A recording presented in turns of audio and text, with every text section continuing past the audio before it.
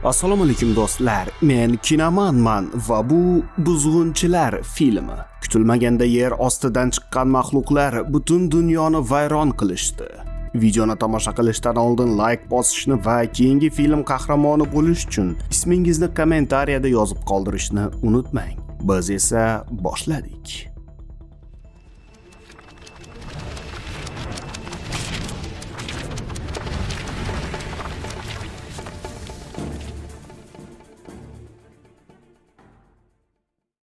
Ko'p yillar davom etgan urush, ochlik va ob-havoning o'zgarishi dunyoni xarobaga aylantirdi. Biroq insoniyatga katta xavf solgan narsa bu kutilmaganda yer ostidan chiqqan maxluqlar bo'lishdi. Oldiniga erkaklar bu mavjudotlar bilan kurashib, jonlari chiqquncha jang qilishdi. Ularning soni kamaygach, ayollar ham jangga kirishishdi. Tun yarmida Sabrina odamlarni jangga shaylaydi. Olisdan maxluqlar hayqiriqlarini eshitisharkan, navbatdagi jangga olg'a borishadi. Buzg'unchilar hujumidan 15 yil o'tdi.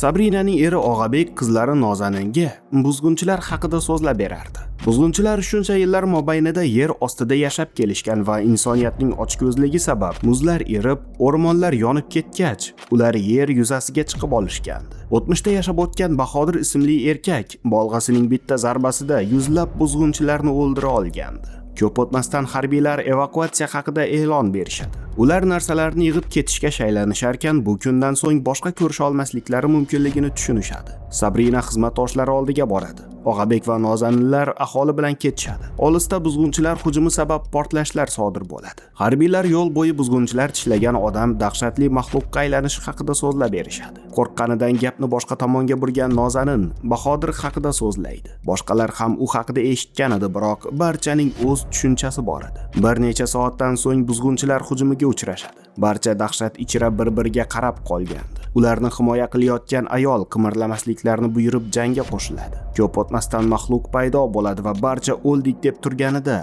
u ularga teginmasdan o'tib ketadi. Kutilmaganda maxluq ayollardan birini olib ketadi. Qolganlar shu zahoti jon saqlash uchun qocha boshlaydi. Ota-qizlar otishmalar orasidan o'tib mashina ostida yashirinishni uddalashadi. Maxluq ular tagida yashiringan mashinani silkitishni boshlagach, ular boshqa mashina ostiga qochishadi va ona bolalarga duch kelishadi. Maxluq bolakayni olib ketgach, onasi ham uning ortidan jo'naydi.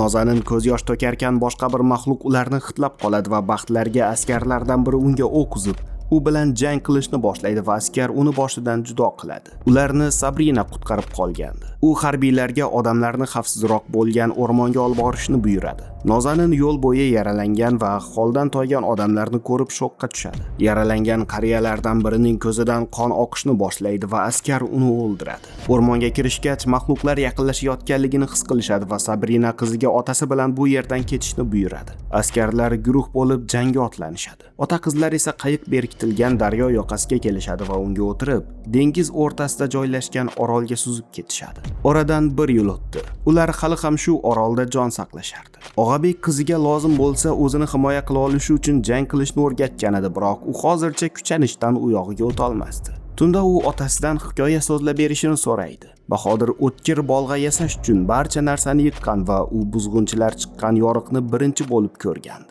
Bahodir buzg'unchilarni bolg'asi bilan ilk bor o'ldirgach, insoniyat u sabab maxluqlarga qanday qarshi kurashishni o'rganib olgandi. Nozanin esa o'sha Bahodir otasi bo'lishi mumkinligi haqida o'ylab qoladi. Ota-qizlar ertasiga plyajga kelib, narigi sohilda izg'ib yurgan buzg'unchilarni ko'rishadi. Og'abek ularda ko'z va quloqlar yo'qligini aytib, gibridlarni o'zlariga ko'z-quloq sifatida ishlatishlarini ta'kidlaydi. Nozanin ular nega odamlarga hujum qilganliklarini so'raganida, Og'abek ular yerni o'z uylari deb hisoblashlarini va odamlarni begona deb bilishlarini aytadi. Bundan so'ng Nozaninning kundalik mashg'ulotlari boshlanadi. Qiz shu yoshda ham yosh bolalardek harakatlanar, bu esa otasining normativlarini qoniqtirmas edi. Mashg'ulot vaqtida otasi unga buzg'unchilar va gibridlar haqida tushunchalar beradi. Buzg'unchilar boshi uzilgach o'lardi, biroq gibridlarning miyasini yanchmaguncha o'lishmasdi. Kunlardan birida sharsharadan suv olayotgan Nozanin olisda qandaydir qiz yurganligini ko'rib qoladi. U qilichini qo'lga olmoqchi bo'ladi, biroq fikridan qaytib uni chaqirishni boshlaydi. Qo'ygan qopqonlari haqida eslab qolgan qiz uni to'xtatish uchun uning oldiga oshiqadi va so'nggi damda uni to'xtatib qoladi. Qo'rqqanidan tinmay yig'layotgan qiz Nozaninni quchoqlab tin oladi. U qizchani o'zi dam olishga kelib turadigan g'orlardan biriga olib kiradi. U yerda uning ismi Mahliyo ekanligini bilib oladi. U oilasi bilan sohilda yashovchi buvsinikiga qayiqlarida ketayotganlarida buzg'unchilar hujumiga uchrab, cho'kib ketganliklarini va faqat o'zi tirik qolganligini aytadi. Unga biroz ovqat bergan Nozanin ketishi kerakligini aytganida, u yana biroz birga qolishni so'raydi. U yerda uxlab qolgan qiz uyg'ongach, Mahliyoning hali ham uyg'onmaganligini ko'rib, unga qo'g'irchog'ini qoldirib otasining oldiga oshiqadi. Uyga kirishi bilan Og'abek unga qurol o'qtaladi. Biroq bu qiz ekanligini ko'rgach, qurolni qo'yib undan qattiq xavotirlanganligini aytadi. Qiz undan uzr so'raydi, biroq Mahliyo haqida indamaydi.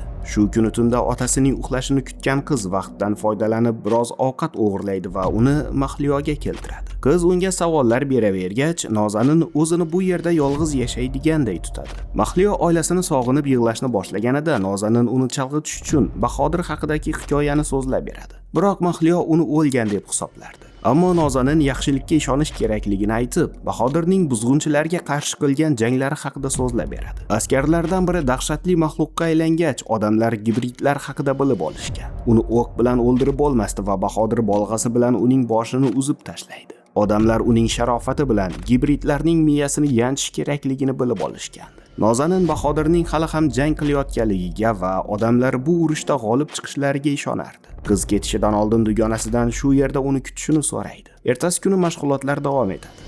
Nozanin anchagina epchil va kuchli bo'lib qolgandi. Uyga qaytishgach, mayda-chuyda gaplardan janjal chiqadi va Nozanin buzg'unchilarga qarshi kurashda yordam berishni istayotganligini aytadi.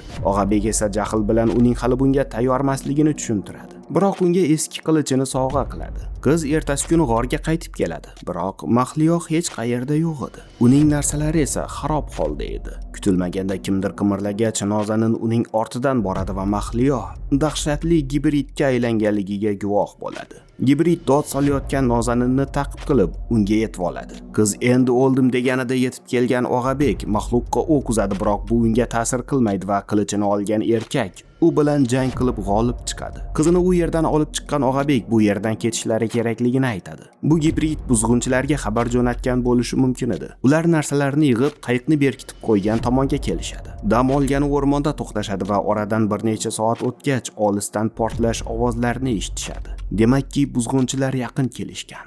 Bor kuchlari bilan qochisharkan jarlik oldida to'xtab qolishadi. Nozanin nargi tomonga onsongina o'tib oladi, biroq Og'abekka Mahliyoning akasi tashlanib qoladi. Ortga qaytgan Nozanin gibridni uloqtirib uning boshini uzib tashlaydi. Biroq uning tanasi harakatdan to'xtamasdan unga hujum qiladi. U qizni jar yoqasiga olib kelib, uni qiyin ahvolga solib qo'yadi, ammo Og'abek uning boshini majag'lagach, tanasi harakatdan to'xtaydi. Bundan so'ng nargi tomonga o'tib yo'lni davom etishadi. Holdan toygan Og'abek yiqilgach, Mahliyoning gibrid otasi paydo bo'ladi. Og'abek qizidan uni tashlab ketishini so'raganida qiz bundan bosh tortib qilichini qinidan chiqaradi. Gibrid unga hujum qilishi bilan chap bergan qiz bir zarbada uning miyasini ikkiga bo'lib yuboradi. Og'abek qizidan juda xursand bo'ladi. Sohilga kelishgach, gibriddan jarohat olganligini aytgan Og'abek unga yolg'iz ketishni buyuradi. Biroq qiz bunday qilishni istamaydi va Og'abek uni onasiga kerakligini aytib jo'natadi. Qiz arqonlarni kesib qayiqni suvga tushirishga urinadi, biroq bunga kuchi yetmaydi. Og'abekning ko'zlaridan qon kelishni boshlagach, Nozanin jang qilishga qaror qiladi. Shu damda Sabrina askarlari bilan sohilga yetib keladi. Buzg'unchilar ko'rinish berishgach, ular so'nggi jangga shaylanishadi. Tamom. Do'stlar, tomosha qilganingiz uchun rahmat. Video yoqqan bo'lsa, like bosishni va kanalga obuna bo'lishni unutmang. Keyingi sahnalarda uchrashguncha, xayr.